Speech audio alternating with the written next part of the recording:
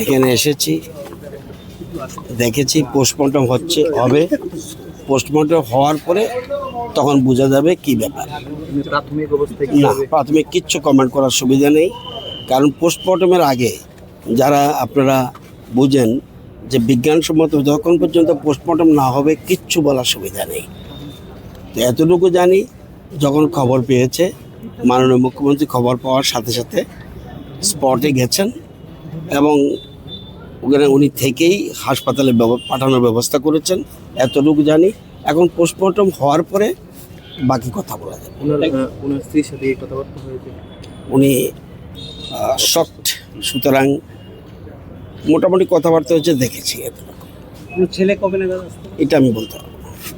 এখন ওনার এই মানসিক অবস্থা নেই যে ওনার ছেলে কবে আসবে এভাবে জিজ্ঞেস করাটা সঠিক হবে না। ঘটনাস্থলে কি কিছু পাওয়া গেছে? আমি বললাম যে খবর না পেয়ে এখানে এসেছি, আমি কীভাবে কমেন্ট করব? কি পাওয়া গেছে না গেছে, যতক্ষণ পর্যন্ত পোস্টমর্টম না হবে কিচ্ছু বোঝা যাবে না। একটা মৃত্যুর পর পোস্টমর্টম ইজ মোস্ট ইম্পর্টেন্ট, এটা হলো মূল কথা। অফিসেই হ্যাঁ, অফিসেই মারা গেছে, যতটুকু জানি অফিসে মারা গেছে। স্যার মানিক সরকার এবং জিতেন সিংহ রায় দুর্ভাগ্যজনক।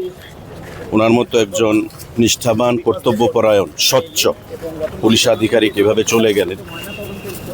কজ অফ ডেথ কি এটা পোস্টমর্টেম রিপোর্ট এলে জানা যাবে। পোস্টমর্টেম শুরু হবে এক্ষুনি, তারপরই বলা যাবে যে মৃত্যুর কারণটা কি। কিন্তু যেটাই হয়েছে দুর্ভাগ্যজনক। মাননীয় মুখ্যমন্ত্রীও খবর শুনে পিএইচকিউতে ছুটে গেছেন। উনি আমাদেরকে বলেছেন এখানে আসতে। মাননীয় মন্ত্রী রতনলাল নাথ, অর্থমন্ত্রী প্রণজিৎ সিংহ রায়, অনিমেষ দেববর্মা, আমরা সবাই এসেছি এবং ডাক্তারদের সঙ্গে কথা বলেছি। ওনার পরিবার, ওনার স্ত্রী ছিলেন, ওনার সাথে কথা বলার চেষ্টা করেছি। তবে এটাই বলতে পারবো যে যেটা হয়েছে অত্যন্ত দুঃখজনক, এটা অনাকাঙ্ক্ষিত।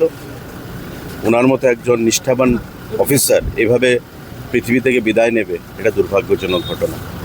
তো আমরা পরিবারের পাশে আছি, সরকার পরিবারের পাশে আছে, মুখ্যমন্ত্রী পরিবারের পাশে আছে। পোস্টমর্টেম রিপোর্ট যতক্ষণ না আসে কজ অফ ডেথ সম্পর্কে বলা সেটা সঠিক হবে না বা উচিত হবে না।